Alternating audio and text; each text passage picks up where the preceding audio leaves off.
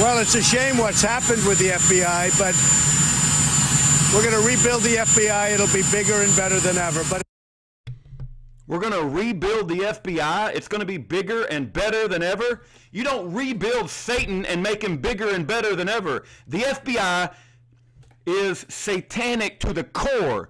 And, you know, Donald Trump is getting upset about all this FBI crap that's been targeted towards him. What about Pat Parsons, who's about to go to prison for 5 years? What about Mike Parsons, who's in prison right now? What about Russell Landers, who was set up by the FBI? What about Ed and Elaine Brown? What about Schaefer Cox? What about Charles Dyer?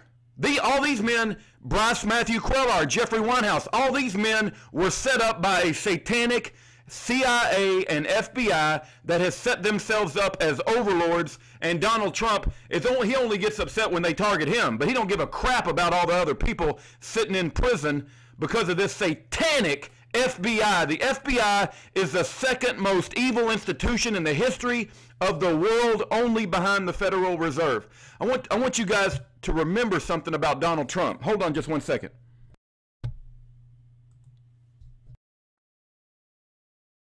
Face. After 5 years of questioning where President Obama was born, Trump came out today 53 days before the election, 10 days before the crucial first debate, and changed course. This morning, teasing reporters, telling them to stay tuned for his big announcement, turning it into a TV event. Tonight, the reaction has been swift, including the president answering our reporter and First Lady Michelle Obama, who came out today swinging. ABC's Tom Llamas leading us off. Today, in less than 30 seconds, Donald Trump abandoned the conspiracy theory he spent more than 5 years pushing so hard. President Barack Obama was born in the United States, period.